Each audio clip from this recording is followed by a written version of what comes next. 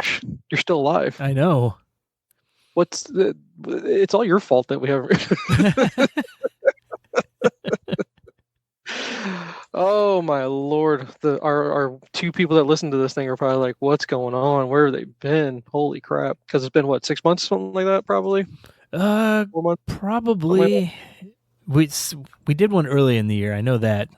I think maybe done 2 this year. So Jay, it's already July, bro. I know.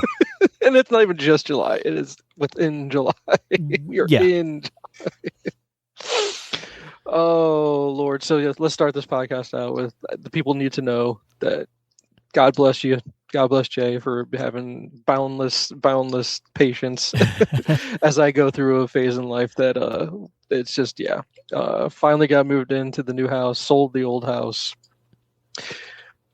I don't know how you ever did it back in the day, because you've been in your current house for quite a while now, and same thing with you. Kids are in the middle. We're in the middle of school. I guess when we did it, the kids were out of school. I couldn't imagine we're still in school at the time. As far as the actual physical moving, though, yeah, I kind of spread that out over a really long period of time. Just a truckload at a time. We didn't even have a moving truck, Jay. No movers, no moving truck. Just a pickup truck over and over and over, and moving everything in. So I appreciate you. I thank you for your patience there while I went through all this. But we're totally settled in. Been settled for a little bit, and we're here. We're here now at the new command center, Site B, if I may. I am locked into Site B. So, but that's what. Yeah, just to give a quick synopsis. When we go back in time and go, what in the hell happened? In 26, where you guys didn't even talk for like. I wonder, people like, did they like have a big fight or something? Talk to each other anymore. Which is funny. I just saw you actually in face to face in person, like what, a week or 2 ago, just about. Oh, it was about a month ago. No. 3 weeks. Whoa, that's about a month. Yeah.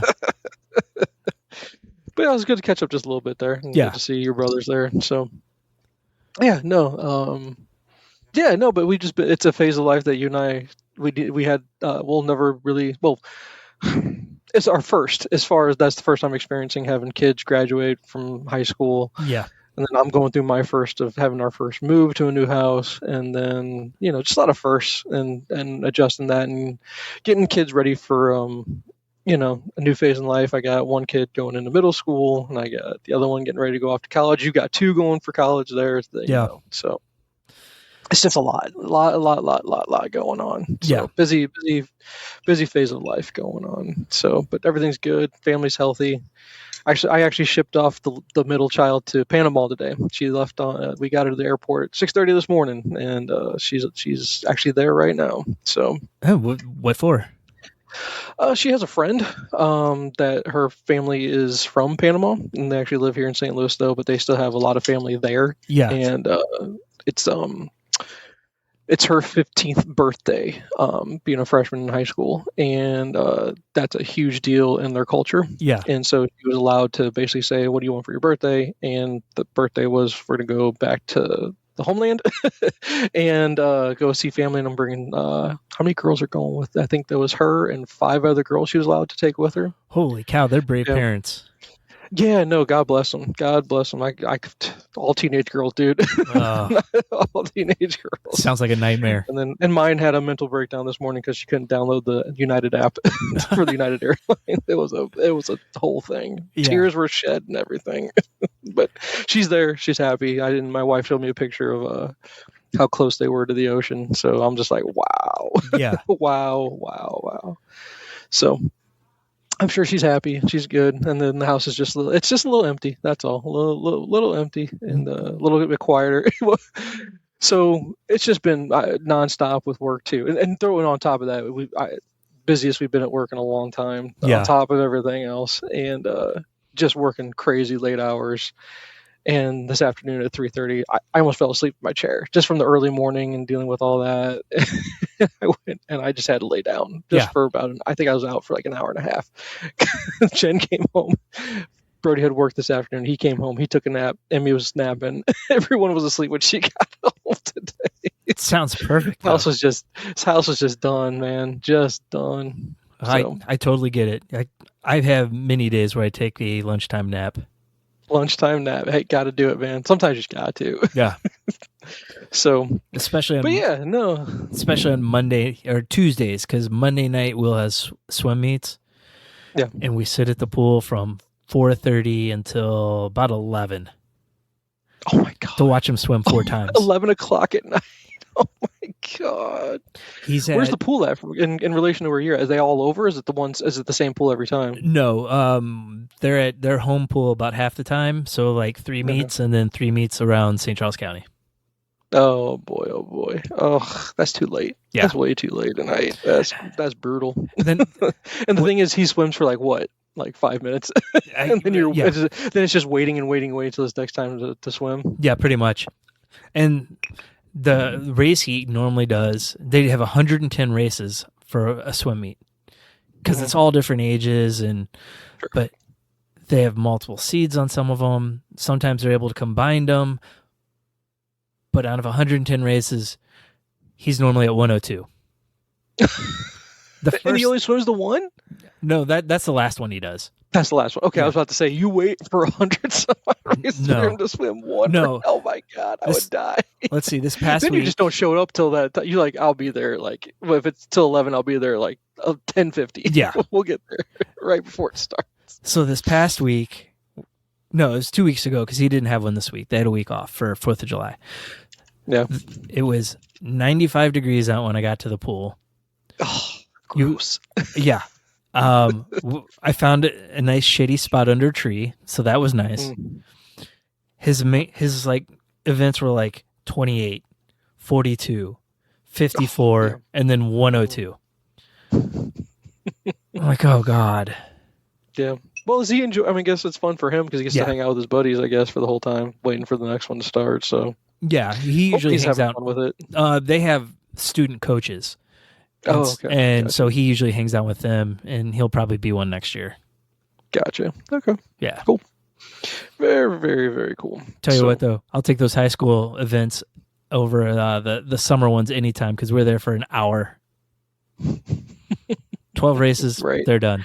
Right. Yeah, exactly. See? Exactly. So, but yeah, no, man, it's just, it's been a long time. It's been a while.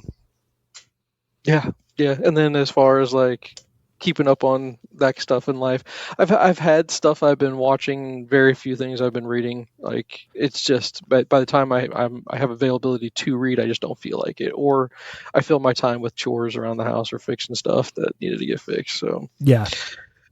Just taking care of normal life stuff, cleaning a shower or, doing oil changes on the car, just all that stuff. Oh, so, yeah. Look who it is. Oh my gosh. He can't see you. You could say hi. It's been a long time, hey? It's a long time since you were interrupted. So what do you have for us this evening, sir? I thought we could just go through some homework. I've got so much stuff, but we don't have to go through all of it. Do you have it broken down to categories? Kind of. Do you want to start with? Let's start with movies I saw in the theater, because I know you saw one of them. No. Do this. Do your books. Okay. Your comic update, because in that way I can know if there's anything. Because here, from the comic book standpoint, by the way, thank you very much for picking up the free comic book day stuff I missed out on. I just, didn't happen. Yeah, I had no way of getting there. I appreciate that. And then, if you asked, at one point, am I still reading Energonverse? Yes, I just finished Scarlet, and I was starting Destro, and I've had to recheck it out from the library 3 times, trying to even get through the damn thing. Yeah, it's almost like that point where I'm like, I just probably need to buy the damn thing so I don't have to return them and recheck them out, kind of thing. But yep, But yeah, do your books, but do the ones you enjoyed the most, and then do your comics. Do an update on that because You're weekly now. You're going to the shop every week. And are you keeping up on your floppies, or you got a stack that you're still trying to get caught up on most of the time? I have my core books I read day of, and then I have a stack of stuff that I'll get to it when I get to it. So for sure. Absolute Universe, 100% day of. Day of, yeah. Yep. Yeah, that's pretty popular. It's getting a cartoon now. Batman will get a cartoon. Shocking. Yeah, and I'm up to Batman, Catwoman, Green Arrow, Superman. I'm dropping Flash. I just haven't enjoyed it. So no point in spending the money on it. I can read it on the app for free. Yeah. I'm reading Wonder Woman, which might be my favorite, and I wish I would have picked up from the beginning. Wow. Okay. How's Superman been? Superman's been good. Good. Who's writing it? That's Jason Aaron.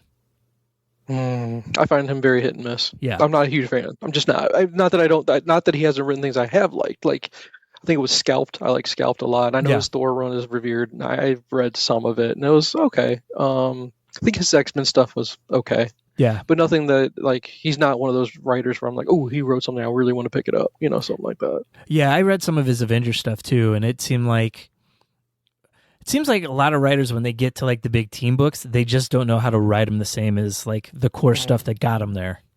Gotcha. Like, I felt like Bendis was kind of the same way, where the bigger the thing got, the harder it was for him to write it. Oh, no, New Avengers, though, was really good. Yeah, a lot of the early, but... Disassembled and reassembled, New Avengers, all that stuff was really good, in my opinion. I really enjoyed that. I think the longer it went on... He's had a hard fall from grace. Not that he did anything wrong, other than his quality of writing is just... I don't know if it's writer's block or just not being able to capture that, just... Maybe it's just hard to have that sustainability over such a long, long period of time. And once you've had your ideas, it's hard to keep the ideas fresh, I guess, right? So... Yeah, and I always felt like the area he shined was like the street level characters. Like Daredevil was great. A lot of his like Powers was a great book when he first started writing it. A lot of his indie stuff is really good. But like when he gets to the bigger ideas, I think he has more of a problem pulling them off. Yeah. So I just have not been. I'm so behind on absolutely everything. Yeah, I'm so behind on everything, but I'll try at some point in life. Hopefully, I'll get caught up on a few things. But one of my favorite books that came out was Jay and Silent Bob. Jays of Futures Past. Jays of Future Past. Like There's a multiverse of Jays. They cross over with the Marvel Universe. But like it wasn't anything groundbreaking, but it was like a love letter to Marvel Comics. And it had a very Stan Lee vibe to it. So that was a lot of fun. And Kevin Smith wrote it? Yeah. Oh, wow. He actually found time to write something. Nice. Actually, because I don't keep up with his podcast anymore because I don't keep up with anything anymore with life. But I did start to listen to one recently, and they were talking about 2025 movies in that episode. And that was like only like 4 episodes. Like if you go to the very most recent one, I think it's only like 4. Like they don't record like religiously anymore from what I can tell. No, they don't. Yeah. Okay.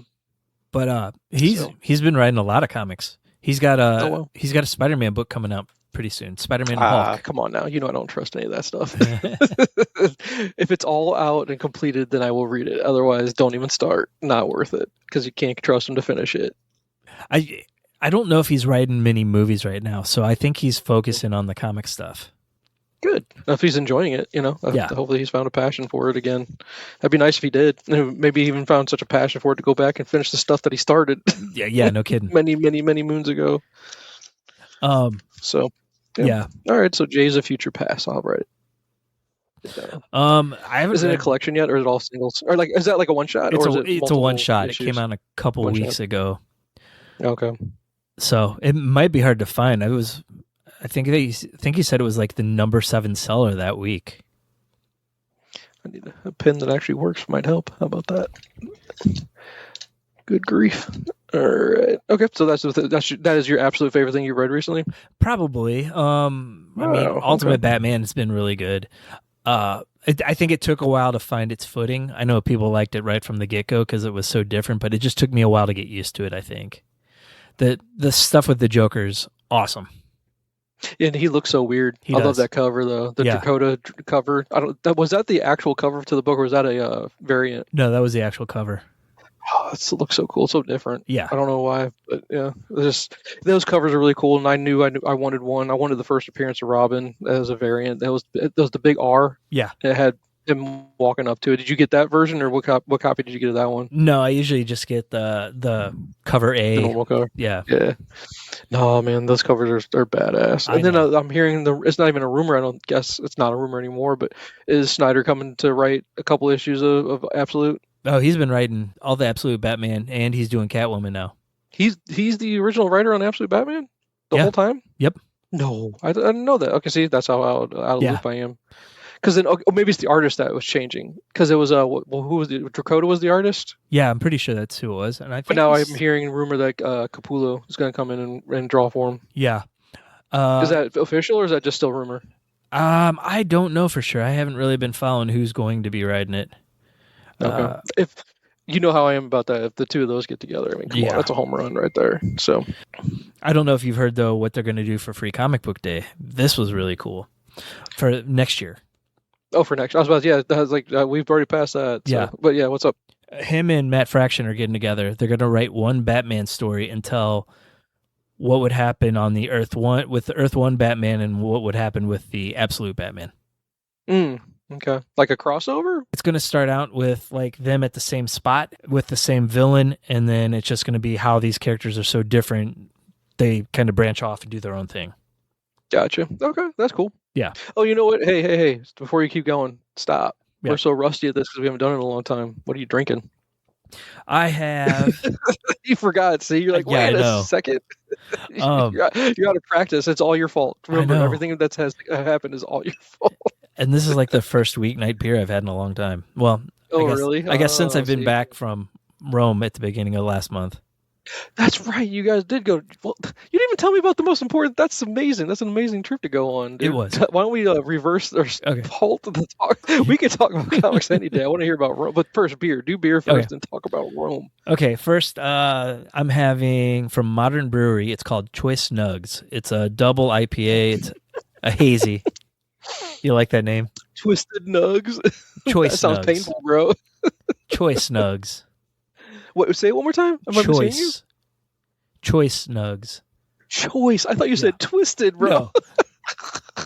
That would be funny though. That would hurt. Yeah, it would. Very painful. It reminds me of a clip. You ever see the clip? It's a recurring thing on the algorithm somehow. It's some dude out in the audience at a local MMA fight, like like how independent like wrestling show. Yes. Yo, not twisted. Twisted, no. Oh my god, it's hilarious. Oh my gosh. Well, sorry. And I diverse. So Modern Brewery, where's Modern Brewery out of? They're in St. Louis. They're right next to the Science Center. Oh, really? Okay. Yeah. There you go. So New England style double IPA, 8.25 ABV. And you don't day drink or week drink anymore. Dude, 8 point. You're getting, that's high up, bro. Come on now. Come on now. How you doing? You doing okay? Standard for the weekend. Standard for the weekend. You've got your tolerance built up from the weekend to handle it during the week. I love it. Yeah. No, I give this one.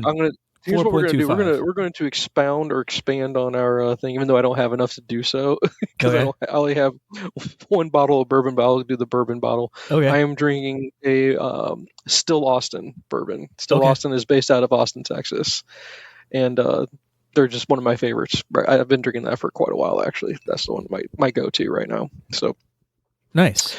We'll do this out of how many highballs? We'll go that. I'll go pints for you and highballs for me. We'll do it out of 5 highballs. It gets 5 out of 5 every time. This thing that's fantastic. I love it. Really, really good bourbon. So, then how many pints for you out of 5 pints? How many do you give the?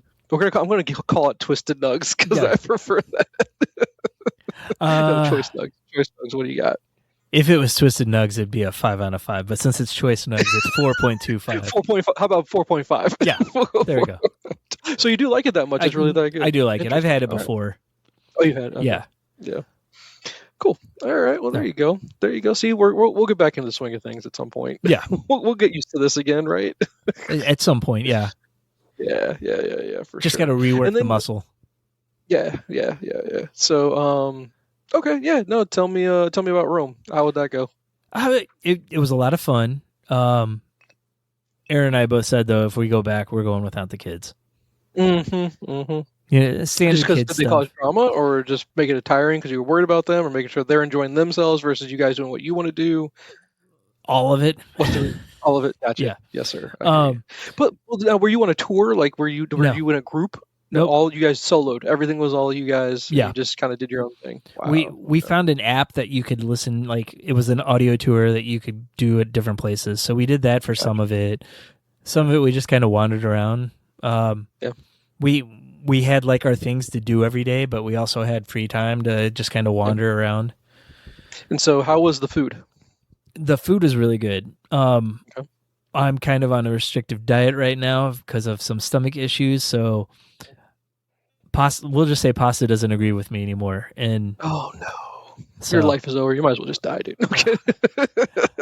at this point, I'm almost gluten free. Okay. Yeah. But, well, just how about protein? Strong protein. Basically, how about just steak every day? Steak, chicken. Yeah. Bounce between the two. I try to do as much protein as possible these days too. Yeah, but now we got plenty of pasta. Too much cheese probably in the diet too, to be honest with you. Yeah. But yeah. So, but food was good. We went we hit all the normal tourist spots. We saw the Coliseum. I'm assuming, correct? Yeah, Coliseum. We did the Forum ruins, which was really cool. We went down to Pompeii, did that, spent the day down there, stopped at Naples on the way down it so we could get pizza. Nice. So did you drive there, or was it buses or walking? Was everything kind of walkable, or like how far is everything from each other? Pompeii is a ways away, but there's a bullet train. So we were on the train for 40 minutes and like halfway across the country. Wow, that's so cool. Oh my gosh. And how did they treat Americans? Were you treated well? Yeah, we were. Everyone was really friendly. People would help us find, if we were lost and had questions for people, they would stop and help us. So. Oh really? That's good. That's good. Much better than the French. Oh, the French did not treat you well. No, the French hate Americans. Of course, why not? Why wouldn't they? Why would they lynch us? But okay. What about? I know it was a Rome trip, but did you make a stop at the Vatican by chance? We did. We did walked around the Vatican, did all that. But we didn't do St. Peter's Basilica that day. We went. Aaron and Kaylee and I got up the next morning and went there like right when it opened, so there wouldn't be lines and anything, and that was really cool. Yeah, that would be awesome to see. That's definitely bucket list stuff right there. Yeah. But instead of me traveling, I send my daughter across the world. What I do. My kids get to do the fun stuff. So I did Rome in high school as a senior, and it was so much different going back as an adult because how I remembered stuff from then is totally different than how I saw it now. Different, and I'm guessing a different appreciation for things. Yeah. And when I got there, the first thing I did this time was not get a Budweiser. You're like, I don't need to worry about that. That's not what I need to worry about. I'm like, I'm going for the local stuff this time. Right. I'm not a dumb kid anymore. Right, exactly. Were you able to bring anything home from Rome to try? No, I didn't. I didn't think about it. Did they allow you to do that? I don't know what you can bring back from. You wouldn't even be allowed. Yeah. No, you're not. Right, you're not supposed to. I did smuggle back 2 Budweisers though in high school. So. Well, back then, yeah, I can imagine that'd be okay. So, all right, well, that's awesome. Glad you guys had a good time. Yeah, it's just it sounds like well, that would be your third time if you went back another time. Could you actually still see more if you went back a third time? We probably wouldn't go to Rome. We'd probably hit other places. Just different places in Italy. How about like Florence or something like that? Yeah, probably Florence. Aaron wants to go to Venice. Yeah. That'd be amazing. Yeah, we talked about doing it, but we were there for 5 days, and it was pretty expensive as it was. We're like adding anything to it was just going to be too much for us. Gotcha. Yeah, I understand. Okay. Well, welcome back. Glad you guys had a good time. The other thing we did that was awesome was we did a cooking class. Oh, very cool. Made pasta. Cool. Like from scratch, I'm assuming, correct? Yeah. Wow. Very cool. Yeah. Some old Nona. No, it wasn't. She was young, and she was actually from South America. She'd just been living in Rome for like 10 years or something. She's not even Italian. She's from South America. That's hilarious. Oh, that's all right. Still a good experience. Probably made some good memories. At least that's what I hope. Yeah, we had a lot of fun doing that. Good. So. Okay, well, all right. Go back to anything else from a comic book standpoint that I need to jot down. I read Batman Dark Patterns by Dan Waters. Okay. It's a 12-issue, like detective-heavy year 1 type story. Okay, Dark Patterns. Yeah, highly recommend it. It's a shelf book. Easily, it's a shelf book, so that needs to purchase. I have to purchase. Yeah. Let's see if it's readily available. Is this I gotta find on eBay thing because it's old? No. When was this released? No, this came out in the last year, probably. 12 issues. Really? But here, I'll pull it up. Dan Waters. A series of, it says 4 self-contained street level evergreen Batman mysteries, exploring the early days of Batman's place. All right, but who's the artist on this thing? That's what I want to know. Dark Patterns. I said Dan Waters. Did he? Let's see. Hayden Sherman. How'd you like the art? I never heard of Hayden Sherman. The art was good. I liked it. It was kind of dark and gritty. Okay. Let me see. How many stars do they get? A lot of good review. 4.5 stars. Yeah. That's good review average. So yeah. Okay. Very cool. I got that written down. Okay. And then I went. I got a $10 gift card to Amazon, so I bought Joker, One Operation Joker. It is manga, and it's. Oh, I don't know about that. I'm not a huge fan of that. You know that. Yeah, but I've heard such good things about it. Batman falls into a vat and gets changed to a baby, and Joker raises him. So it's Bruce Wayne as a baby, is what it is? Yeah. Oh, okay. Bat Baby, as he calls him. Oh my goodness! Yeah, by Satoshi Miyagawa. Yeah. Okay. Written by let's see. This manga finds Batman transform. So the vat turns him into a baby. Oh, so he was a full-grown Batman man. Yeah, they were fighting, and he fell. Instead of Joker falling in the vat, he falls in the vat. This sounds weird. It just seems really weird. It was, but it was really good. Is it a shelf book? Like, I guess you did buy it, but I mean, would you have bought it if you had not? I mean, I don't know. I don't. It just seems so weird to me. It is really weird. I can let you borrow it if you want to see if you'd like it. I'm interested in getting the second volume of it because I think there's 3 total. Man, look, these are okay. So those who read Joker Operation 1 or One Operation, these are the recommendations. I'm gonna see if you've heard of these. Batman Justice Buster. Yes, I have that. Deadpool Samurai. I have that. I haven't read it yet though. Joker the World. Superman versus Meshi. Haven't heard of that. A bunch of Joker stuff that we've all heard of. I'm not gonna mention it. But yeah. Let's see, Harleen. I guess there's Harleen. That's an old one, though, I think. Yeah, I think that's a Black Label. Joker, the Man Who Stopped Laughing. That one I'm not familiar with. Yeah, I don't know either. Let's see. Yeah, there you go. Those are the ones that are recommended if you like that one. I should never heard of some of those. Yeah. So. Okay, man, that's a little bit different. I'll see if I can get it from the library. Yeah. So Joker One Operation. Got it. Okay. And then last one I'll mention is The Nobody by Jeff Lemire. Kind of his version of The Invisible Man. The Nobody by Lemire? Yeah.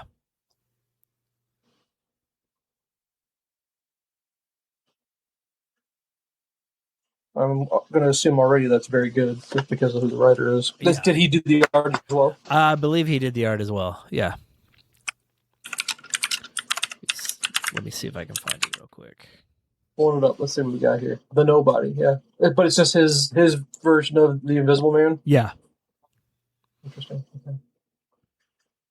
The isolated fishing village of Largemouth never saw such excitement until the arrival of the mysterious stranger that is wrapped from head to toe in bandages and wearing weird goggles. He quietly took up residence in the sleepy town motel, driven by curiosity, the town searching to unlock the secrets he holds. Oh, so it's not like he was hiding amongst themselves or amongst the people. He was like... Everyone knew who he was. Yeah. Interesting. Did you ever watch The Invisible Man with oh gosh, what's her name?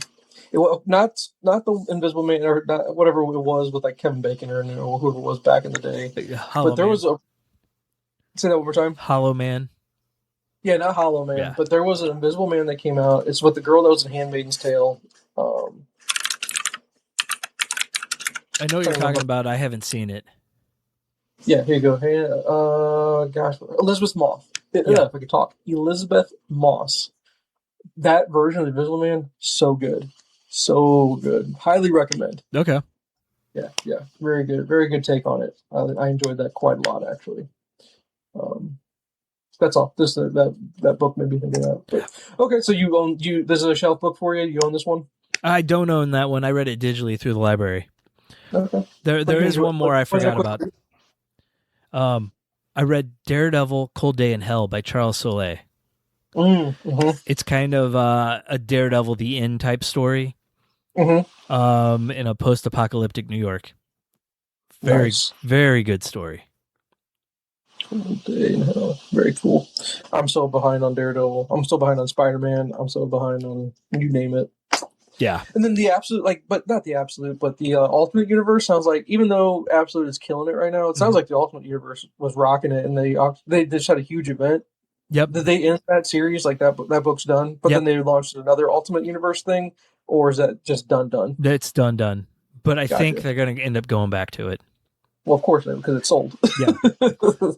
And they're in competition. It just sounds like DC's still kicking the crap out of Marvel when it comes to the book side. Yeah. Hickman had a 2-year plan for this, and once he got to that point, he was like, I'm done. We're going to end it. Dennis Camps, who was writing the Ultimates, had no clue they were going to end it. Mm-hmm. So he was a little upset because he was really enjoying what he was doing with these characters. And it was a really good book, but it is what it is. Because then I'm also thinking, wasn't there something that happened at Marvel where they announced somebody new is taking over the actual book side of things? Like, I don't know if they're the editor-in-chief, but like, it's someone that has no history whatsoever on the book side. Like, they're taking someone that was on like the television side, or someone had to do with the Marvel, like the movie side of things, and they're putting them on the publishing side. Had you heard anything about that? No, I hadn't heard anything about that. I'm trying to find an article on that. Let me see if there says something new. No, it says C.B. Cebulski is still editor-in-chief. I could have swore I read something about new head of Marvel Publishing or something like that. That's what I want to put in there. Publishing. Well, because I know Quesada stepped down. Mm-hmm. But I don't know who they filled in, replaced him with. Yeah, here. Marvel Studios executive Brad Winderbaum is the head of Marvel Publishing. In a major corporate shakeup, he was promoted to the newly expanded role of head of Marvel Television, Animation, Comics, and Franchise, replacing longtime comics president Dan Buckley. So under the new leadership structure, David Abdo was brought over from Disney Music Group to serve as the general manager of Comics and Franchise. Both executives oversee the broader strategic direction, while Cebulski remains his position as the editor-in-chief. So they brought in two guys that are nothing to do with comic books at all. So Disney is in charge of publishing. I wonder if that's why you're seeing the book side of things just struggling a little bit versus, I guess, on the DC side, they've had some continuity. With Jim Lee in charge, right? Because is he editor-in-chief, or who's editor-in-chief on the DC side? I don't know. I know Jim Lee's up there on creative, though. But, I mean, that explains the rumor going around that they're expecting comics to be done by 2030 and everything to be like digital animation through the websites. No, they're still going to print comics. Come on, man. I don't know. Rob Liefeld was one of the people that said that he had heard the same thing. From the Marvel side, or from the Marvel from side? Which side? Oh, from the Marvel side. Yeah, well, maybe. Who knows? But yeah, no. Marie Javins is editor-in-chief of DC Comics, but she stepped in 2020. Okay. But she manages DC's editorial direction, but working alongside Jim Lee, who serves as the president, publisher, and chief creative officer. Yeah. That's why. If you got Jim Lee in charge, that's why I think things are working well over there. Yeah. So, I'm wondering if she's just a face for it, and she's just like, Jim, just run it. Pretty much. I guess. Kind of give him free reign on things, but or things are just working. I mean, they got away with a hit with the Absolute, that's for sure. But I mean, Marvel had the same thing in 2000 when they needed a jolt. Yeah. I mean, the Ultimate Universe was the jolt that they needed, and I think that's. I mean, you think about it. 8 years later, you start the MCU, but I mean, you had a lot. It's not that the Ultimate Universe is the basis of the MCU, but it just spiked the interest again. I think it really did spike interest in those characters. It gave them a modern take, and that way, from a modern take, they had some source material they could pull from. Yeah. Because I mean, I know it wasn't part of the Ultimate Universe, but I mean, you had just it's just there were some good creative people where I think. When Bendis came over to do Ultimate Spider-Man, I don't think he was really established in Marvel at all, right? but you give him credit for New Avengers, which is Thunderbolts, right? So Right. he had they had that, and then you just had the big events over time. Just a lot of big events over time. You Civil War, Millar was there, but Millar was part of the Ultimate Verse, right? Yeah, But I mean, he was. he had done some stuff before Ultimates, but yeah. I mean, I think that's what he broke out. Really big launch. Yeah. Yep. So okay, no, that's just okay. That'd be a shame if Marvel decided to go that route. It's just I can't believe it's losing money. Do you think the comic side is losing money? I don't think comics have been profitable for either one of them. It's the licensing and the movies that have really saved both of the big two. That's your outlines for all the other media. Yeah. That's how I it, right? So yeah, pretty much. That's what you're paying for. I mean, okay. So I did find one more that I didn't mention. Okay. George Takei's biography. It is. I just had it here. I just lost it too. Give me a second. Actually, Will recommended this to me. He bought it at the airport flying to Rome. Oh, really? Yeah, he read it at school. It's called "They Call Us Enemy." It's about George Takei and his family being in internment camps during World War II. Wow! And then it's just so basically it's about his childhood and going through that experience, and then he eventually gets to the Star Trek stuff after that. Yeah. He eventually starts working or acting, and he gets called in for Star Trek and becomes an ambassador for relations with the Japanese. Wow. Okay. That's awesome. That's very cool. Yeah. So, all right. Very cool. So, we got Jason Future Past, Batman Dark Patterns, Joker, One Operation, Nobody, Daredevil, Cold Day in Hell, and George Takei biography. Those were your favorite things you read? Yeah, I think so. The comic side. Mm-hmm. Let's see. I just finished book 2 of Red Rising. It's called Golden Sun. So much better. That's super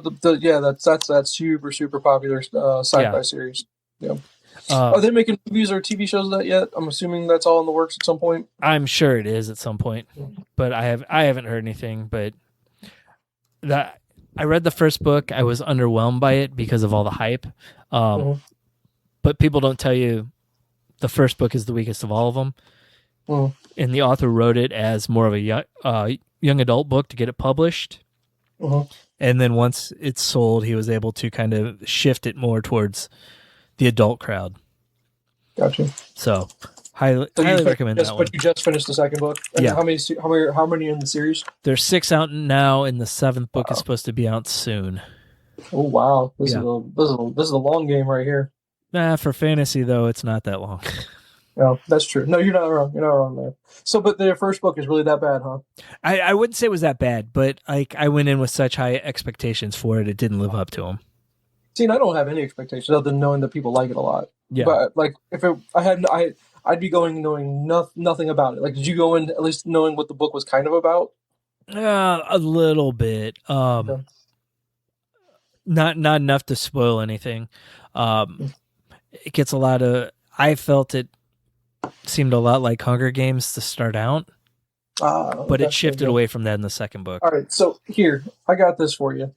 When you type in Red Rising, here's similar books. I think you've talked to me about a few of these, but I want to go over these here again real quick. Okay, because it's been a while. The Will of the Many. I have it. I haven't read it. One of the books I actually finished in the last 6 months was by the same author. It's a trilogy he did. Okay, James Islington, if I'm reading that Islington. Right. Yeah. Okay. Yeah. Empire of Silence. Yep, I read that one. That's the Sun Eater series. Yeah, you talked about Sun Eater. I remember that. And you said you liked that a lot, actually, didn't you? It was kind of the same. I think it's the same thing as Red Rising, where I was disappointed by the first book because it was so hyped up. But when you look into like reviews of them, everyone says the first book is the weakest. They get better as they go along. Okay. Brandon Sanderson's Mistborn. I've not jumped into that yet. I wanted to knock out Red Rising and Empire of the Sun. Okay. Or Sun Eater. The Sun Eater, yeah, the Sun Eater books. The Shadow of the Gods. Shadow of the Gods. I haven't. Is that the Bloodsworn trilogy written by John Gwynne? Yes, Gwynne. I've knocked out 2 of the 3 books. Amazing. I love that series. Okay. And then I know you read Dark Matter is that TV show that's on Netflix, isn't it? But Dark Matter, Apple TV. But yeah. Oh, Apple TV. Okay, so Dark Matter, but that one's a good one. That's a really good one. That's a multiverse book. Okay. Okay. The Sword of Kagan. Have not read it. It's sitting on my bookshelf. You have so many books. Dude. I know. All right, Brandon Sanderson, The Way of the Kings. Is that like his? What is Sanderson's like number one go to? This is the one you start with Sanderson. I think you start with Mistborn. Okay. But a lot of his books are connected. They're different trilogies, but they're all in the same universe. Interesting. Okay. Let's see. Jade City, the Green Bone Saga. I have not read that yet, but that's high on my list of things to get to. Okay. Let's see. Poppy War, the Poppy War epic. I've got the first book of that, and I haven't read it yet. You got them all. The Devils by Joe Abercrombie. I think we talked about that one before. Yeah, I like that one a lot. That? Yeah. You did like it. Oh, it took me a while to get into it, but I really liked it. I did like his what is the name of it? He's got a trilogy of books. Crap.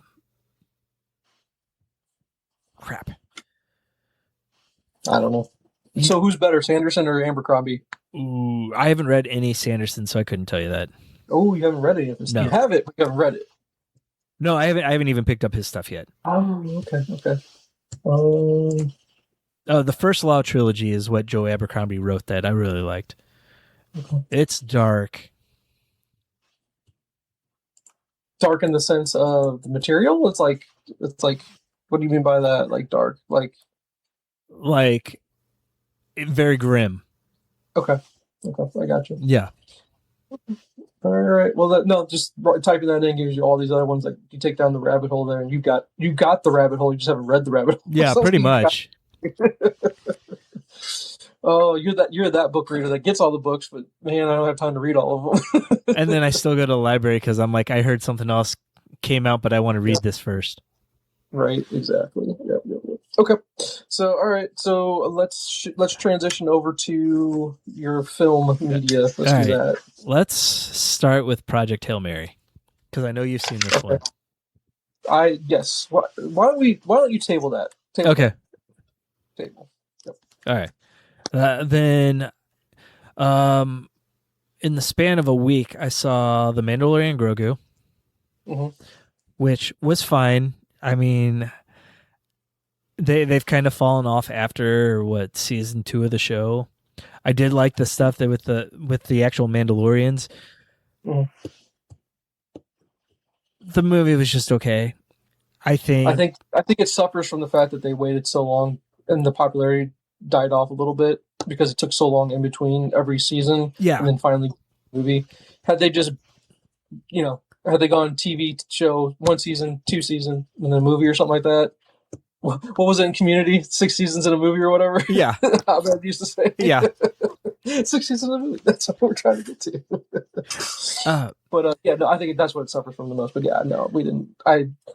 Once it's on Disney Plus, maybe I'll catch it then. But no intent to go see it. There was a lot of fun stuff. There was a lot of stuff that just didn't make sense to the story, but part of me is chalking it up to being like it's Star Wars. It's supposed to be for kids more than adults, unless you're talking Andor. But I mean, Will enjoyed it, but it wasn't his favorite of the stuff we saw either. So, Star Wars it's suffering a little bit right now. It really is. It's just, I think they're trying to find their footing. I bet you they're hoping that the Gosling Starfighter movie is something that maybe rebounds them a little bit. Yeah. And he's got a lot of positive momentum right now with how good Hail Mary was. So yeah, maybe that'll be their, because I know they're trying to break away from the Skywalker cycle, but I'm hearing stuff that they're trying to go dive back into Rey, and we want to go back to Rey, which nobody's asking for, nobody wants. Yeah. I think I don't know if anyone's watched Andor season 2. I know it exists. I've heard it's okay from the people that watched it. I've seen half of it. It's really good. Okay. See, but here's the thing: you saw half of it. You didn't really have the appetite to say, "I got." It's like it's not you're not there. You know what I mean? It's not Yeah. drawing you in so much that you're like, I gotta watch this right now. That's just not there for this. And then I think it would be, but it's something that Will and I have been watching together, and it's just finding time for me and him to sit down and watch it. But now, mind you, I've heard the Mall show has been really, really good. Yes, he watched that without me, and he said it was really good, and he keeps harassing me for not watching it yet. Yeah, but we'll see. We'll see. I mean, what was it? Some clip I saw somewhere. I mean, we're at the point now with the movie side of things. Where do you go? I don't even know. Like, do you do a remake at this point and say, do we remake Star Wars because the technology's different? I don't think you want to do that. That's like blasphemy. I don't think you can do that. I mean, that's like the sacred movie. You can't go back and remake that one. No, I hear you. Well, don't say never. No. These executives don't want to take any risk on movies. I mean, you could hope and pray that Christopher Nolan has some kind of inkling of wanting to, challenge himself with saying, can I save this franchise? Yeah. Just to give a Nolan twist to things. Because if you want to go for practical effects and things like that, maybe. Yeah. I mean, his name's been floated out there. To do it. Yeah. Because I know his brother's a super geek, right? And he was the one that really got into Westworld and Batman and all that stuff. Yeah. So maybe you could hope for that, because I don't know who else is gonna. I mean, what other project are you gonna do? Unless you want to bring Maul or do a Maul movie. But if the cartoon's working just fine, why mess with that? I guess. Yeah. I think they're going to struggle, though. I think there's a core audience that just wants the Skywalker stuff. Yeah. And it's probably half the audience, and the other half wants to just see what else they can do. Well, here's the thing. Do you give the fans what they want? Because you run out of material, right? What else can you do with the Skywalker stuff? Unless you take the legacy stuff and go, we're going to do the Mara J stuff, right? We're going to dive into Han and Leia had their babies, right? And they had the twins. And do we want to go that route?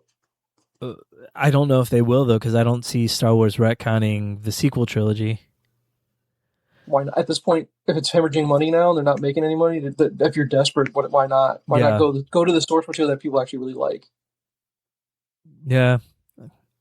I'm not saying I'm throwing ideas out there. Yeah. I mean, you got to do something at this point. And I get it, though. I mean, you're talking about these productions cost how many millions of dollars, though? But now, obviously, with all the AI for the CGI stuff, maybe they save their money there, and maybe productions won't be as expensive, and stop spending so much money on advertising. You don't need to advertise Star Wars movies. The fans will. You don't need to spend advertising money on this stuff. Stop. I don't know. I don't get why these companies feel like they got to spend so much on that. I don't know. The saying with Star Wars is no one hates Star Wars more than Star Wars fans. There you go. But they're going to know about it. They're going to know it's coming out. So. Yep. But okay. So, what else did you see in the theater recently? The same day we went and saw Masters of the Universe. You're a big fan. And see, I've never even watched the Kevin Smith cartoons, and I'm aware of it, and I knew of it when I was a kid, but I'm not the biggest. I mean, it's not a franchise I'm dying to go see. And I actually heard it was. I think you said about actually people enjoyed it. It's just there was no huge audience for it. No. That's pretty much how it was. Yeah. I think some of it might turn people off because they really leaned into the camp of it. Okay. Because, we grew up with it. We had a bunch of the toys. We watched the cartoons. We watched the Dolph movie. Who he makes a cameo. Of course, that's what I was going to ask you. Did he make a cameo? He did. It was awesome. But I don't remember much of it. I watched the Kevin Smith stuff when it came out and enjoyed it. Okay. They made it approachable for a new audience, but they really leaned into the campiness of it all, which I thought was perfect. Because if you watched the Toys That Made America or whatever it was, the Toys That Made Us, and they did the He-Man episode where it was we just used the same molds for every figure and just changed their heads. Right, and they gave them the most cheesy names, and then they explain the names in the movie. Is Jared Leto Skeletor? He is. I think that's the curse right there, right? Well, Aaron and I walked out and we're like, I really want to hate Jared Leto for who Jared Leto is, but he did really well in that role. He did do well? Okay. Yeah. Well, The only thing that was missing was the voice. right. And then the meme, him running away. Yes. He says something. Until next time. Till next time. Yeah, exactly. That's hilarious. But it was just a fun movie. We walked down to the theater that day, and I said that was the better of the two movies we saw. He-Man was better than freaking Star Wars. Wow. I know. Who would have thought that? I would never have thought it. But again, I'm okay without seeing it in the theater. I'll watch it on Disney Plus because, again, I haven't heard great things about it. Yeah. So. And then the last one we saw in the theater was Supergirl Woman of Tomorrow. Okay. Yeah. And? I enjoyed it. I put it with a lot of the early MCU stuff where it's setting things up. Okay. And if you go back and watch Captain America, the first Avenger, the first Thor, you're like, that was enjoyable, but it's not that top tier Marvel movie. I disagree about Captain America. I think that's top tier. I think it's really, really good. I think it's good, but I think that it holds up. I think it really does hold up. I always felt like the two that came after it were so much better.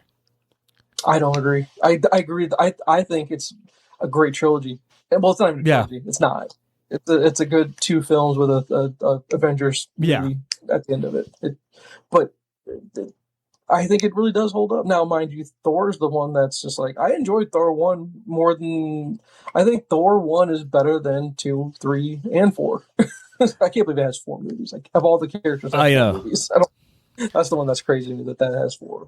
Yeah. Now, mind you, they did, with number 3, it's really a Thor and Hulk movie. Because since they don't own Hulk, they wanted to make a Hulk movie, too. Right. That's really, I think it was. So, yeah.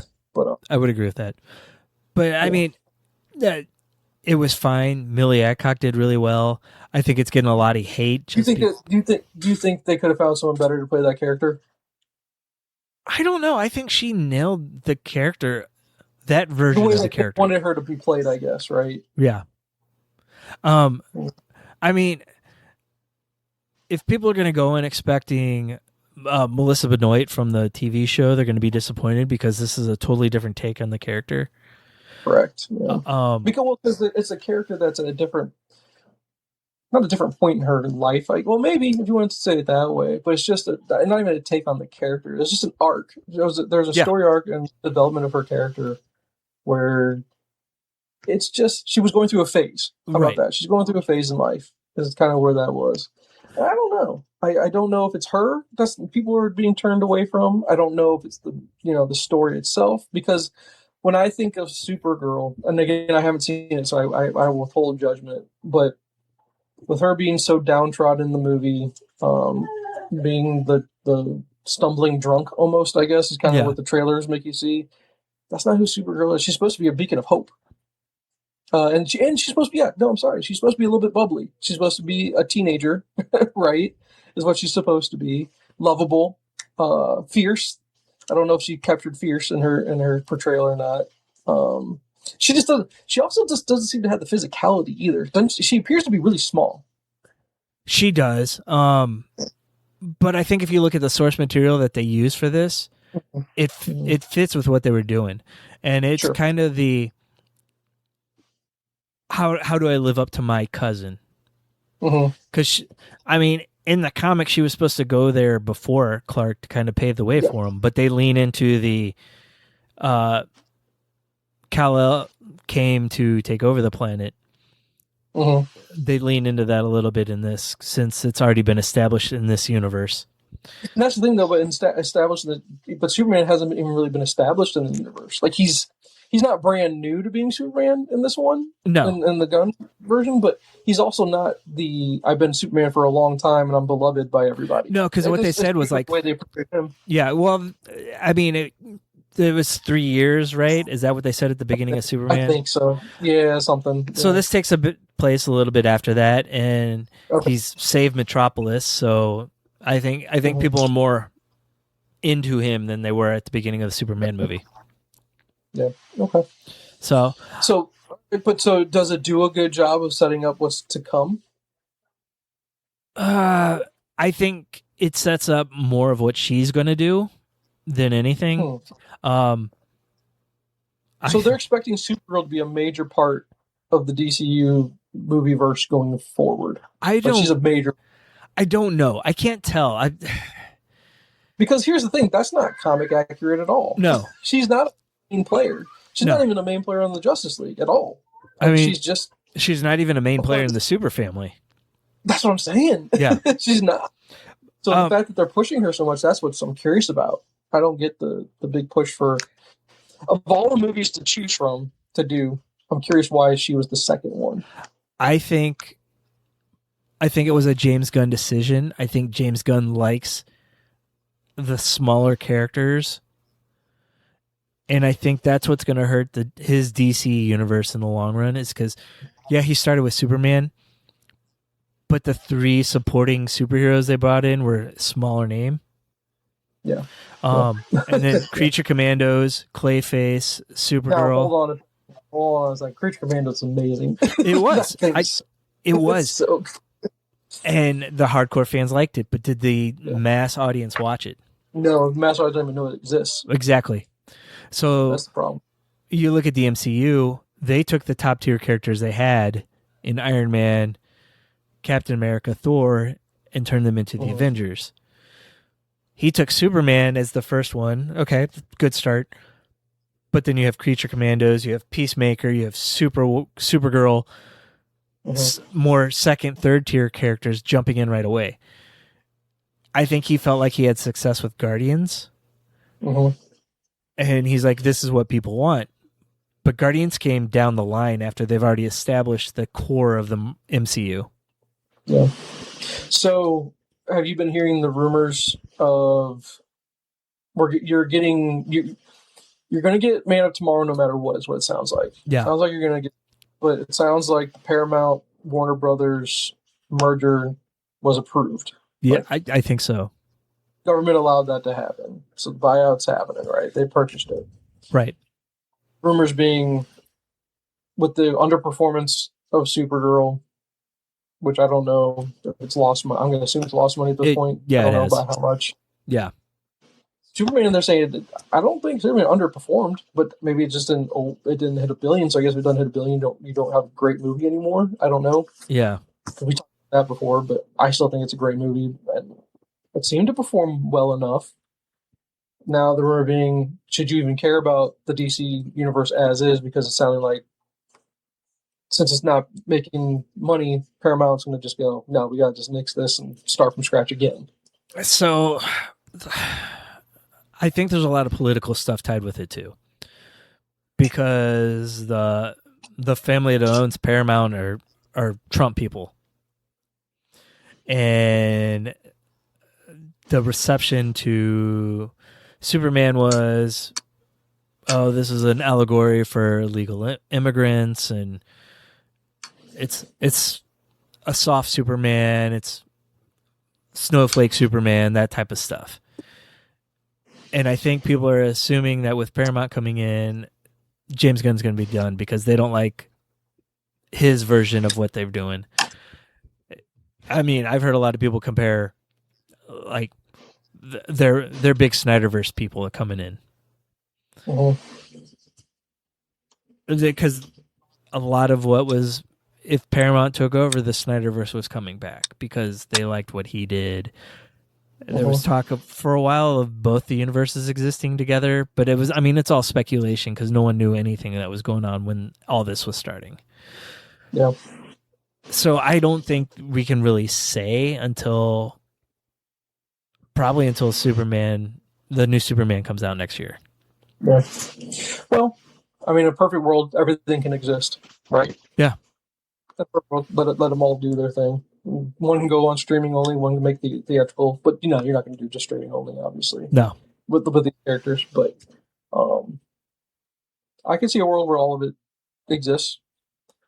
I mean, if they're trying to get away from a politicized version of everything, the Snyderverse wasn't political whatsoever. No. In my opinion. I mean, Superman's it was a bit on the nose with everything that was going on, and not just illegal. It was at that time Ukraine and Russia, I guess is what the allegory was there between the two countries. So yeah, bringing in real world politics. But that's the thing. Comics has always leaned into real world politics. Yeah. So if you're trying to get away from that, to not be divisive in a very divisive world, I can understand wanting to go away from that take. But that doesn't mean Gunn couldn't do that. Guardians wasn't political, in my opinion, unless you could think of what it was. So it's not like he has to do that. But then again, I mean, the thing is, Superman's supposed to be for everyone, right? Yep. That's what he's the beacon of hope for all. Maybe he just changes course a little bit. Maybe they say, "Hey, you want to stay on? We want you to stay on, but we want to just veer away from that because we want to bring dollars in from everybody, not just certain, this half of people versus that half of people, because you're just too divided in the world these days." But if you just do a non-political, lean into anything, and just do a true superhero movie, just good guys versus bad guys, stuff like that. Yeah, can't be done. Yeah, we'll see. But I also, the whole Snyderverse people versus non-Snyderverse people, that's even people gotten divisive on that. I know. But imagine that comic book people being divisive. Who would have thought? Who would have thought, right? But it bothers me in regards to not giving that man some grace. Whether or not you're a huge Snyder fan for everything he's done, because again, people hate him for what he did for help me out, Jay. Why am I drawing a blank? Watchmen. Sorry. Yeah. My brain I had a brain fart. Well, other people go, it's a masterpiece. When you go back and think about it and rewatch it and do rewatches of it, they're like, this is a masterpiece. Yeah. I mean, so many people hate Man of Steel, say it's the worst Superman movie ever made. Other people, it's a masterpiece, Yeah. So, imagine that. Some people like it, some people hate it. Who would have thought? No way. God. But I also want to think about it from the standpoint of the man had a vision, and I think he feels like he owes it to his fans or to the fans of the material that this guy had an event that I think people lose sight of. That the fact that his daughter takes her own life, and it happened right in the middle of the biggest thing in his career that he'd ever done to that point. Yeah. And he had to cut it short. He left, wanted to come back and at least finish what he'd started somewhat in a very weird way. The fact that they had all that footage that's still astounding to me that they had all that stuff. Yeah. The fact that he's had time to heal from that and learn from it, maybe grow from it.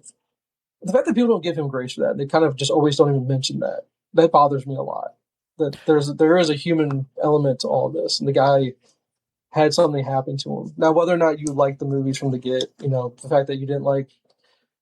The fact that you maybe didn't like Man of Steel, which, okay, fine, you didn't like Man. I thought it was incredible. I think it's still over. And then, I think still people, you're going to be divisive about who's your Superman. I like both. I can live in a world where I like, but I still love Henry Cavill quite a bit. Yeah. The fact that he got the shaft, they did him wrong. They did the guy wrong. They did. Really did. If all the guys do wrong, why that guy? Why did it have to happen to him? I know. I'd like to give Snyder some grace to go, hey, I had a vision. I kind of want to see it through. I don't find that to be wrong. I don't think you have to hate the guy because he had something happen to him, and he goes, look, time has passed. I'm still passionate about it. The fact that he's passionate about it, he could have just been turned off from it completely, going, fuck these people. Y'all just didn't even give me the grace of having to deal with that in my life and just shit on my shit, versus going, man. Once you saw what he came out with when you get the Snyder cut, where it was going. I'm on record many times as saying I'd love to see where it would have gone. I really do. It'd be cool. Just let's do something different, But that doesn't mean I don't want to see what Gunn's got in plan. I'd like to see his version of everything too. That's why I'm like, why can't we do both? Well, and let Gunn finish his thing. But what's his outline? What's Gunn going to do? How far out does his outline go for what he wants? Is he going to want to be the DC guy forever? No. And I don't think Snyder was going to be the DC guy forever either, but he probably just wanted to see his vision completed. Right. And I feel like because of all of it, too, Snyder gets hate for anything else he does. Yeah. I never went back and saw Rebel Moon 2, but, everybody shit on that right away. Yeah. And I just think his name gets tied to something, and people are like, oh, I'm not going to watch it because I didn't like his DC movies. I think he needs to get away from sci-fi is the issue. I think he needs to get away from hero work, sci-fi work, maybe return to, let's go back to Dawn of the Dead. Let's do a Yeah. small horror picture. Let's do a drama. So let's see him do drama or something like that. Which maybe that's just not what he wants to do. But do a straight up action. Maybe he needs to do a war movie. Do a war movie of some kind. Push his boundaries and just change it up a little bit. But He's been in the superhero world for a long time now. He did do that zombie movie in Vegas in the middle of all of it. So. Oh yeah, the one with Bautista. Yeah, he in that one. Yeah, and it wasn't bad. That was a fun movie. Yeah. Just to reset the palette a little bit. Maybe, because like he's for what it is, he's still a talented filmmaker. I'd like to see other people try to do better. I mean, I love when people shit on him. Like, you try to do something better. I mean, he has a unique style. Who else can go? When you look at a movie, you go, oh God, his thing where he does the speed up, slow down thing. I'm like, but that's the Snyder style. Do you have something named after you? What have you done to actually do something different? Because it was different. I mean, I'm sorry. When 300 came out, that was so cool. Exactly. Like, people didn't complain about 300 at all. No, because it was visually stunning. It was a great adaptation. And then the problem is I don't know if it's not that he hasn't reinvented, or he's just, has he grown or not? That's the question. Yeah. And I don't know if people are saying he has or not, because a lot of the stuff gets repeated over and over. But no, hey, everyone has misses. I mean, Spielberg just had a huge dud, right? Yeah. And he's known as the best of all time, right? Or one of. Yeah. So it's not all of them are going to be home runs. It's just some work, some don't. Yeah.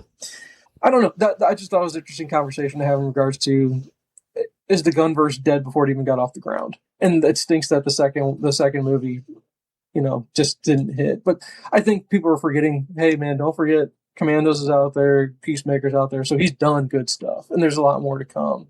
Yeah. Now the question is, are they gonna shelve, and are we not gonna get Green Lanterns? I don't know if we're gonna get Lanterns now. Are they gonna put that up? Is that still coming, or are we gonna say no, we're not gonna do that anymore because of the merger? I don't know. Well, I mean, Lanterns is already on the schedule, so I'm sure that's coming out. Yeah. So we'll see.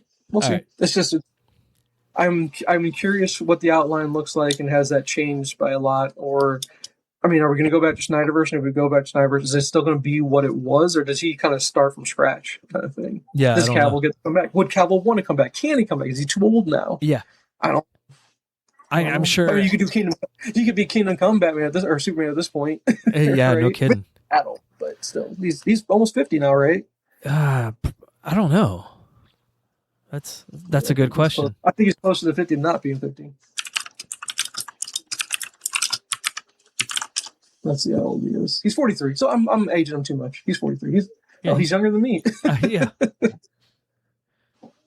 So not by much. Yeah. Not by much. Not by much. Months. We're talking about months here. Yeah, for you. Mm-hmm. So, but yeah, man. Yeah. Well, we'll see. We'll see where it all goes. We'll see. But yeah, your review, Supergirl, like you said, the thing that stood out to me the most was that Lobo was forced. I didn't like the fact that they forced him. But it's cool. He was perfect. I didn't feel like he was necessary in the movie. Sure. Yeah. And then we'll see. Man of Tomorrow. We'll see. Because again, even that story sounds a little bit weird to me. I don't like the thought of Lex Luthor being seen. I don't want to give sympathy to Lex Luthor. I have no reason to be sympathetic towards that guy. At all. Yep. Because that take was done. You had sympathy in the Smallville world. That's the sympathetic version of that. Because it was the origin. It's the origin story of what we always say about the villain. The villain never thinks that they're the bad guy. But that one was, we wanted to have sympathy for someone that's bad. But that's also like trying to do the whole. You think about any slasher horror film person like Jason, Mike. No, I don't need to know that they had a rough childhood. No, just make them evil because they're evil. Sometimes we just need that. And I think that now we're going to get, Lex is actually a really good guy. He's just misunderstood. And he is the good guy, and this is why he is good. Yeah. But that's where I think we're leaning towards with that story, where I don't like the fact that those two are teaming up. That never makes sense to me. I don't. But, I'm judging, and I don't want to do that. I want to be judging until I see it. So we'll wait. We'll wait and see. Because when does that come out? Next summer? I think it's next summer, yeah.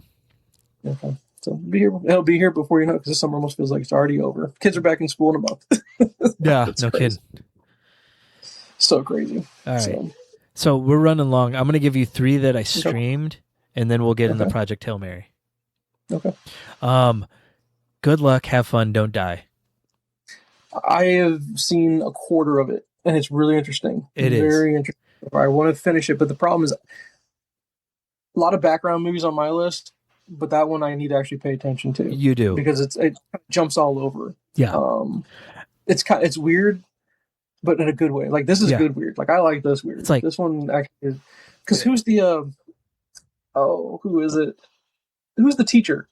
Oh, it's Michael Pena. Yes, is the teacher. Yes, with Dazzy, right? Yeah, that whole thing. Sabbatical. Everyone's on sabbatical. Yes. Well, Sam Rockwell's a crazy guy. That's what's so great. Yeah, he's good in everything though.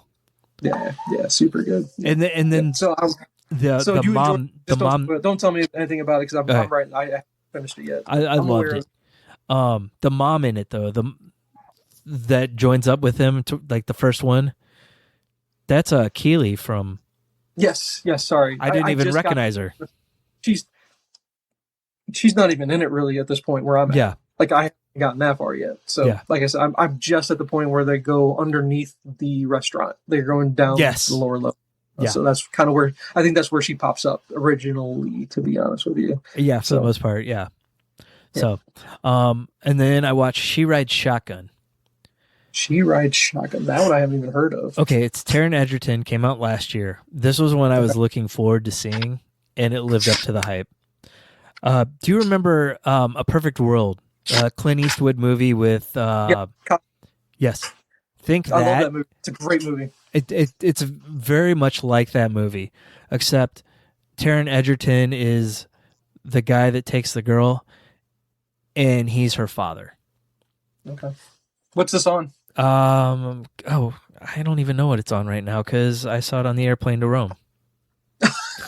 So it might not even be on a streaming service? No, I know it is. It's on MGM Plus. Oh, who's got MGM Plus? I know. No way. Yeah. So you might have to rent it, or you might be on at the library already. Yeah, that's fine. Okay. So She Rides Shotgun. Who's this kid that's in here? Have we seen her in anything?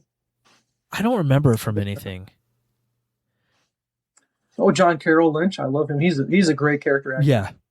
Yes, he is. And he did really good in that too. But yeah, highly recommend that movie. And then Mike and Nick and Alice. I've heard of that. I've heard of it. It's another time travel movie. Yeah. With James Marsden, Vince Vaughn, and I cannot think of the girl that's in it. Is this the one where they talk about Gilmore Girls in it? Yes. Or that? Okay. Yes. Okay. What's that on? That was on Hulu when I watched it. Okay, I'll check it out. I'm aware of it. Yeah. Yeah, it's still on Hulu. Okay. All right. I'll have to check it out. Eliza Gonzalez is the girl in it. Okay. But yeah, a good time travel comedy. Okay. With some action in it. Okay. Well, here, let me go through some of my stuff that I can recommend to you. And I'll go through them as fast as I can. Let's see. Well, here, I don't know if you watched it or not. Those Shoresy season 4 came out between us talking last time. I don't know. The very first episode might be some of my favorite television ever, where he's talking to the kid. Yeah. And it goes in between every period. Yeah. Emmy worthy, in my opinion. It's beautiful. Yes. It is beautiful. I don't know why I enjoy it so much. It's just very heartfelt, very touching, very much so. I thought you were going to say the opening where they talked about masturbation. Well, that's the very, very first part. That's the different type of touching. That's like the opening. Yeah, great. Oh my god, I have so many that I watched. I'm gonna have to save a lot of these for next time, I guess, because I just want to go. I'll go through the ones that I liked a lot. How about that? I'll leave. Okay. You know how every now and then I see one and you're like, why do you like that one? This one might fall in that. But I like this movie so much. It's like F1. How much I love F1. Yeah. That's not the only one that likes F1. F1's awesome. Even Bernard didn't like F1. Yeah. So don't get after me about F1. Have you watched it? I have not watched it yet. What's wrong with you, dude? It's on Apple TV, and I don't have that signed in on my TVs downstairs. So it's all good. All good. But no, here's this one. Pretty sure this was Netflix. Alan Ritchson, so the guy that plays Reacher. Yeah. War Machine. Okay. Did you watch War Machine? I've not watched it. It's on my radar. So good, dude. For an action movie. If you just want a good action movie, brother. That's a good one. That's a really good one. I liked it. All right. I got a good A24 movie for you. Okay. Is this thing on? I want to see that one. That one's a bit heartbreaking. Yeah. It's A24 to the max. Not weird, but just A24 to the max. And Right. God damn, they do good movies. And it's, what's his name? Lego Batman guy. What's his name? Will Arnett? Yes. Yeah. Maybe Oscar? Nomination at the very least. Not going to win. Would never win. But man, he was good in it. I don't find him to be that kind of actor. Like, you don't think of great actor or good actor. You don't think of Will Arnett. He was really, really good in this. Very good in this. That's another Bradley Cooper one, too. Yeah. Yep, it is. Yep. No, very, very good. Together was really good. I don't know if you knew about that. That's the one with Franco and his wife. Yeah, I haven't seen that. It's on my radar too. It's very good. I have a lot of good ones on here, man. The Springsteen movie, I enjoyed that. I don't know if you watched it. I have not. Jeremy, music's incredible. He does an incredible job. The movie's not the best biopic ever, but I just think I enjoy him as an actor and the music. I enjoy the music in it. Right. Send Help. Everyone, I don't know. I don't know if everyone, but I've not talked or heard of someone that has watched this thing and not liked it. Right. That's on my radar too. Yeah, super good. Super, super good movie. Rachel McAdams is incredible in it. Yeah. I'll skip this one because this one you've been waiting for me to review this one in a long time, so I'll get back to it. Okay. I'll skip this. Hamnet. Okay. The one that got so love. No, it's awful. It's garbage. It's absolute garbage in my opinion. I almost fell asleep to it. It's so boring. It's so boring. Yeah. You're waiting for something to happen, even not from an action standpoint. It's a drama. It's a straight up drama. It's about Shakespeare, right? Yeah. So bad. I don't understand why people said this was good. I just couldn't handle it, man. It's so bad. I'm going to give you two guilty pleasures that I now have. Okay. I'll consider them guilty. Primate was so fun. I loved Primate so much, Jay, because it's not a good movie, Jay. It's not, but it's not a bad. It's a very good bad movie in regards to horror movie. There's a scene in it when you see that there's going to be kills. All right, it's a horror movie, so there's going to be kills. Jay, there's a kill in this that I've never seen before. So I give it credit for that. And when it happens, you're going to gasp out loud when you see it. That's how good it was. I've seen how many horror movies have I seen? I don't gasp at kills in these things very much anymore, but this one went, oh, what? Okay. It was incredible. Incredible. Second guilty pleasure was Dracula Untold. I don't know if you remember that. It has Luke Evans in it. It's a different take on the Dracula story. And it was supposed to be the beginning of that whole dark universe where it was supposed to be Tom Cruise in there with the mummy. All those. It was supposed to start a franchise, basically, the universe. It ends and you want more. I went on Reddit after watching it, just going, am I the only one that really liked this and wanted to see a sequel to it? Reddit's all about it, man. Like, you go, man, it's not the best movie in the world. It has its problems. There's issues with it. Yeah. But they have you wanting more. Like, you want to see this universe, and you're upset that he didn't get another crack at that character and expand on the story, because it was fun. I mean, Dracula has been done how many times? But this one was actually entertaining. Like, I really enjoyed that one. Gosh, I'm sorry. I know you wanted to be done, but I got so many good ones I want you to see. Hot Summer Night with Timothy Chalamet. Okay. And everything these days. Man, this one was really fun. That was a good one. That's a good drama. Drama on that one. If you want a good documentary, The Crash was a good documentary. It was just an interesting story. The Vanishing of Sidney Hall. These movies don't get made very often anymore. I enjoyed The Vanishing of Sidney Hall. It's got Logan Lerman in it. It's about a writer, and he, gosh, how do I describe without? I don't want to spoil it. That's when we do these kind of reviews. It's hard to do it without spoiling it. Yeah. But he's a writer. He basically just takes himself off the map, and the story about you'll get there. I just can't recommend it enough. Okay. It was really enjoyable. I got around to seeing Anora, which was the one where her name's Mikey Madison or something like that. She won Best Picture or Best Actress, for her portrayal. Heartbreaking movie. Okay. I understand why she won after watching it, because I was like, this is weird.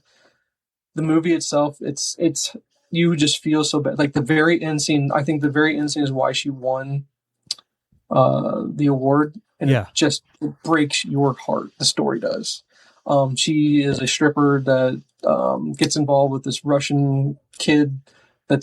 He's the son of a mafia guy over in Russia, super wealthy. almost like a Pretty Woman story, but heartbreaking. Like Pretty Woman was like, oh my god, there's a happy ending. Yeah, I'll leave it at that. Okay. Roofman. Roofman was such a good story. That was so Channing Tatum. fun. Did you watch it? Yeah, we did watch that. Okay, it was really good, right? It was. I didn't think I'd like that movie that much, but god dang it, I liked that movie a lot. I did. It was just an enjoyable movie. It was. Cool story. The fact that it was a true story was even what blows your mind even more. Yeah. Incredible the fact that it was a true story. I have a movie for you that is right up your alley if you haven't watched it. It's not nothing new. It's a continuation of a series of movies. Jay, if you've not watched The Naked Gun is a movie for Jay Tierney. Oh. If there's a movie you know you're going to like, it was the jokes, Jay. It was so stupid, great. But I laughed the whole time. So you did watch it? I did watch that. Okay, so you just didn't tell me about it. Okay, I was like, this is your movie. I was like, if he's going to enjoy a movie, this is his movie right here. I mean, this is for him. Just the beginning with the bank robbery where he comes in as the little girl and pulls the mask off. Yep. The running gag with the coffee made me die. Yes. And here's the other thing. Pamela Anderson was great. What a great casting. I never would have thought it, but she was great in it. She was really, and then the fact they do the O.J. Simpson thing. They're talking to their dads on the wall, and the son comes up and says, "Nah, we ain't doing this." Yeah, that was great. Let's see. I did watch the His and Hers limited series because of Bernthal. Yes. Did you watch it? Yeah, I think I mentioned it last time. Did you? Okay. Yeah. I don't even know if it was out at that point when we last did this, but yeah, a great twist. Oh my god! Yeah, I know. That really awesome twist. Do you remember it? Yes, I do. I didn't see that coming. Did not see that coming. That's why I was like, "This is good." They make you think. They make you go back and forth between the two characters of who you think it is. Yeah. Mm-hmm. And then they introduce a third character who you think it is, and then it's none of them. Yep. Yeah, I know, right? Oh, so great. What a great twist. Don't ever ruin it for anybody. I don't even want to say that there's a twist for anyone that's not seen it, because that'll ruin it. Yeah. But really good. Balls Up. That's why I was texting you today about Paul Walter Hauser. It was fun. It's not going to be like the top 10 movie of the year, but... No, not at all. The karaoke scene alone. Oh, so hilarious. It's just, he's the best. Yeah. And the material, he did the best he could with the material he had. He always just makes it better. Yes. Because, I mean, he for the limited role he had in Naked Gun, I enjoyed him in Naked Gun too, so. Yeah. Okay, I'm going to wrap this up for you real quick because we got three more I'll mention here. Okay. Night of the Seven Kingdoms. Okay, I haven't watched any of it yet. Bruh, come on now. I'm hearing good things. I thought they... I don't know if you're a fan of House of the Dragon. I love House of the Dragon. Not going to watch it until they're done with releasing all the episodes because they're going week to week on that one. Yeah. We waited for Night of the Seven Kingdoms to be all the way out. It's the universe. It's such a great universe. It's so good, and they just do it so well. But highly recommend. We're never going to know how it ends, for real. Yeah, no. So highly recommend that one. This might be the one where I go, I hope it gets a nomination for Best Picture. I don't know, or if it didn't, because I don't remember when it was released. It should, and Brendan Fraser should win another award because the guy is a national treasure, along with Paul Walter Hauser. Mm-hmm. Rental Family is so good. We started it. I need to go back and finish it. That was so good. I believe it was last year, so I don't think it counts. Is incredible. The story is incredible. It's touching. It's one of the stories that kind of breaks up into different stories because of the people he's involved with in the movie. Yeah, one of them it's just absolutely heartbreaking. Just crushes you. But he's, God damn you, Brendan Fraser! You're just the comeback. I mean, we talked about the Keanu list. We got Paul Walter Hauser's on the Keanu list. Brendan Fraser's on the Keanu list. Yes, Keanu's obviously the master of the Keanu list. On the Keanu Mount Rushmore, it's those three right now. With Cavill, I have to find out. I have to figure out who'd be my fourth on that list. Cavill, not sure who easily. Cavill. Maybe, yeah. Okay, for now, sure. They'll throw Cavill on there. So yeah, Rental Family, and then so we'll save best for last. Yep. Project Hail Mary is solidly and forever will always be in a top 10 movie of mine all time. It's an all timer. Yeah. It is. It's incredible. It's one of the few movies where it was as good as the book. And I don't remember if you read the book or not. I did, yeah. And luckily, Erin read the book right before we saw the movie, so she was able to tell me all the little things that were different. A little bit different, yeah. But she's like, none of it took away from the movie. I told Brody after the movie, because we went to go see it because we both read it, and no one else went to go see it because we were the ones that read it. We were looking forward to it. Like, Brody doesn't look forward to it a lot, but he actually looked forward to this one. Yeah. I was going to be devastated if it didn't end the way the book ended, with him going with Rocky to the other. The fact that they did do it, they did it. Oh my god! And just the portrayal of Rocky was the guy that did it, the puppeteer, the voice. Perfect. Incredible work. Yeah. Incredible work. And it's just so tight. And Ryan Gosling, I'm not the biggest Gosling fan. I've never been shy about saying that. But that's why I was worried about it. I just didn't see him as that guy. Right. I just didn't. He did it. He nailed it. He absolutely nailed it. He did. So, yeah, all-timer. Beautiful movie. The score is incredible. The visual effects are incredible. We've heard that Harry Styles song so many times in this house since we've seen it, because Will is just addicted to that song. Yep. And it's just, I don't know how you could not like this movie. You know what I mean? I don't know who would not enjoy it. It's a best picture. It's got to get a nomination at the very least. I wouldn't be ashamed if he got a best actor nominee. Yeah. Best directors, give them the direction coming from those two. I mean, come on, these guys they hit a home run after home run, because they did that one and they did Naked Gun. I think weren't they Naked Gun as well? I don't think they did Naked Gun. Who did Naked Gun? I just who did that. Let me see. Who did the 25? Was it them? Maybe it wasn't them. Maybe I'm trying to remember who did it. Oh, no. Akiva Schaffer. So never mind. My bad. I was thinking maybe, because I thought they were linked to it somehow. But regardless. Yeah. Oh, just so good. So good. It's going to be impossible to top that for the best movie of the year. Well, because I go, just the fact that they leaned into the fact that they weren't shy about the fact that I don't even call him cowardly, but the fact that he just knew who he was. Yeah. And the fact that he can overcome it because he had to, because he didn't have a choice. Yeah. But it was heartbreaking when they just drug him. I was like, oh, that portrayal of the drugging of him. I was just like, this is just. And I was like, how many times is this movie going to try to make me cry, dude? I know. Nonstop. Because I don't know if you remember when you read the book, though, but the scene where Rocky, you don't know if Rocky makes it or not. Like, they cut. Like, there's just big, bold words on the page, and you're just like, I remember I ran into Brody's room just going, if they killed Rocky, I swear to God. Hey, yeah. So, by the way, major spoilers about this movie and the book. Oh my God. I guess the only big difference between the book and the movie was when he wakes up. They made it seem like he was able to move around a lot quicker in the movie than he was in the book, because it took him a while to be able to even leave that room. Yeah, because he couldn't remember his name. He couldn't move. Yeah. Well, but, I mean, it's possible otherwise, because you're talking about a book. The movie would have to be how long to try to fit everything from the book into it. But this makes me wonder if they'll try to do Artemis. I don't know if Artemis is adaptable that way. I don't know. I like Artemis, but I mean, it's third of his books, but it was still enjoyable. Yeah. And I'm one of those where I'm just like, I hope he has a good idea where he's going next. I don't know what his next book is or what it's supposed to be about. Yeah. But I can't wait.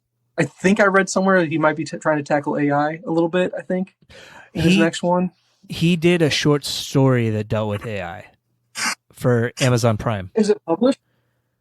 It's part of a series on, if you have Amazon Prime, you can get these like little short story series, and he did one of them, and I'm pretty sure his was around AI.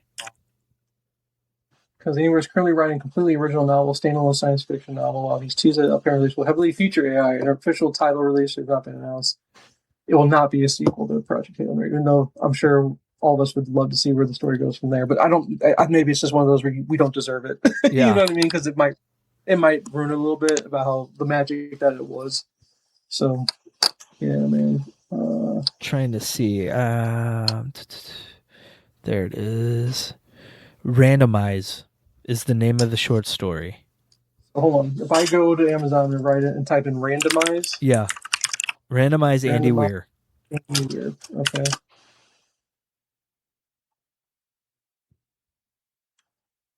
Oh, okay. This was the casino one. Okay. This was really good.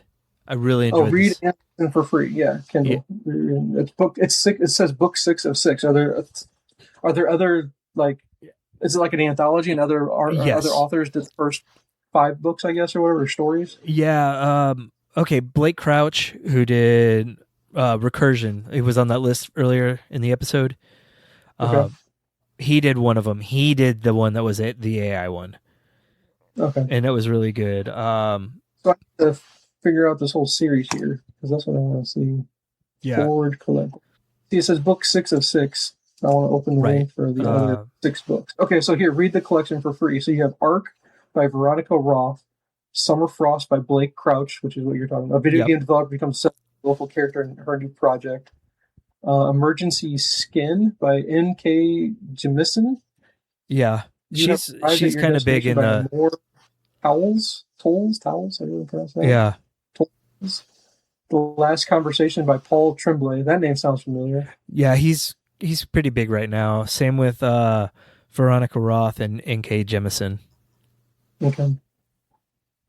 And then, randomized by Andy Weir. Read or listen for free. You can read all these for free. Oh, how long are they? Yeah. It's a 63-minute read. So hour, this one's about an hour, this one's 2 hours, this one's just short of an hour, 15. They're all pretty quick. They have a few... Andy Weir's, that one's a 44-minute read. So his was really short. Yeah, but it was good. It's good, okay. Yeah. In the near future, if Vegas games are ingeniously scam-proof, then the heists have to be too. And this imaginative and whip-smart story by the New York Times bestselling author, or the author of The Martian. An IT whiz, so it's at the Babylon Casino is enlisted to upgrade security for the game of Keno and its random number generator. Wow. Yeah, this looks like it'd be a really fun read, actually. Yeah. Then someone named Janina Gavankar. Oh, I know. I've heard of her. I've heard her. She does the audio version of that. They tell you who does the narration of it on all the books. Stephen Strait from The Expanse did The Last Conversation. David Harbour from Stranger Things did the You Have Arrived at Your Destination. Oh, wow. Jason Isaacs from Jason Isaacs. The guy that he did narration for Emergency Skin. Let's see. Summer Frost was Rosa Salazar, Alita Battle Angel, which that's a movie that's a movie that I'd love to see. Stop making the blue cat movies. Get back to Alita. Yeah. Come on, James Cameron. Evan Rachel Wood did Arc. So you got big names that did the narrations. Interesting. Do you do audio on any of these? You do actually. Not really. Did you read all 6? I've only read the Blake Crouch and the Andy Weir ones. Okay. Yeah, these all sound interesting. Yeah. I wonder, what was the reason for these? I just Amazon getting people to read stuff for free to try to get them hooked on. I think so. Audible stuff. They've done a couple different series like that. Well, I remember they did all the big comic series for free. I know they have one Lemire one that I tried, I just couldn't get into it. I know Schneider had one, I couldn't get into that one. Yeah, Zdarsky had one too. Yeah. Was it any good? It was okay. It was a vampire story. Oh, yeah? Yeah. I don't remember the name of it now, though. Zdarsky free comic. Let me see what comes up on Amazon. Free comic. Nothing's coming up. I thought it was Zdarsky. Maybe it wasn't. I don't know. Zdarsky did a long run on Spider-Man? Yeah, he did. He's got a Captain America run as well that started in 25. Yes, and that's leading into Avengers Armageddon. And there's something called Public Domain. That might have been it. I don't remember for sure now. It costs money. That doesn't look like it'd be a vampire movie. He did a book called Diary of a Sixth Grade Ninja. I don't know if he did. Oh no, he didn't. That's Marcus Emerson. I don't know why he's linked to that one though. I'm typing Chip Zdarsky. Let me see here. Spire Shadow. Let me just type in vampire. How about that might help? Vampire. No, just vampire Let's see, but that's not him. Unless he did the art for it. Like that. Vampire the All-Nighter. Huh? The All-Nighter. So Chip Zdarsky, the All-Nighter.